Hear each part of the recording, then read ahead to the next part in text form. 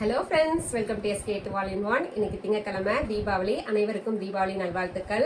நாங்கள் இன்னும் பட்டாசே வெடிக்கலைங்க, இனிமேல் தான் பட்டாசு வெடிக்க போகிறோம். லஞ்ச் ப்ரிப்பேர் பண்ணிவிட்டேன். லஞ்ச் சாப்பிட்டு முடிச்சு நாங்கள் போய் பட்டாசு வெடிக்க போகிறோம்.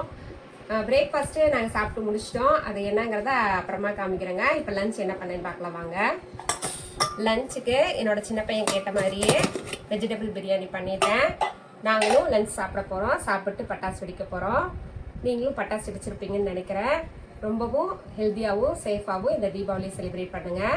காலையில் 6 மணிக்கு எந்திரிச்சிட்டு பிரேக்ஃபாஸ்ட்டுக்கு என்ன செய்யலாம்னு யோசிக்கும் போது வெண்பொங்கல் செஞ்சு ரொம்ப நாள் ஆச்சுன்னு வெண்பொங்கல் செஞ்சு உளுத்தம் பருப்பு போட்டு இனிப்பு வடையும் கார உடலையும் சொல்லலான்ட்டு பிளான் பண்ணியிருந்தேன்.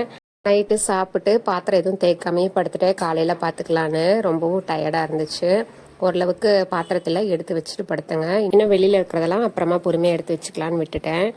பிரேக்ஃபாஸ்ட் செய்கிறதுக்கு முன்னாடி காஃபி போட்டு குடிச்சிட்டு வேலையை ஆரம்பிக்கலான்னு காஃபி போட்டு நானும் என்னோடய ஹஸ்பண்டும் குடித்தோம். என்னோடய ஹஸ்பண்ட் போய் சுண்ணாம்படிக்க போயிட்டாங்க. நான் பிரேக்ஃபாஸ்ட் வேலை பண்ணிகிட்டு இருந்தேன். பொங்கல் செஞ்சு தேங்காய் பொட்டுக்கல்ல சட்னி ஆட்டி மெது வடையை சுட்டுட்டேன். கார வடையும் இனிப்பு வடையும் எல்லாம் பிரேக்ஃபாஸ்ட்லாம் சாப்பிட்டு முடிச்சதுக்கப்புறம் மறுபடியும் போய் வேலை பார்க்க ஆரம்பிச்சிட்டாங்க. ஒரு வேலையை முடிச்சுட்டு வந்தால் ரெடியாகி எல்லாம் பட்டாசு வெடிக்கலான்னு வெயிட் பண்ணி பார்த்தோம். அவருக்கு வேலையே முடியல.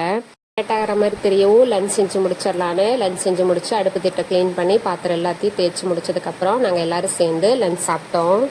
லஞ்ச் சாப்பிட்டு முடிச்சுட்டு பட்டாசு வெடிக்கலான்னு பார்த்தா பயங்கரமாக மழை பெஞ்சிட்ருக்கு.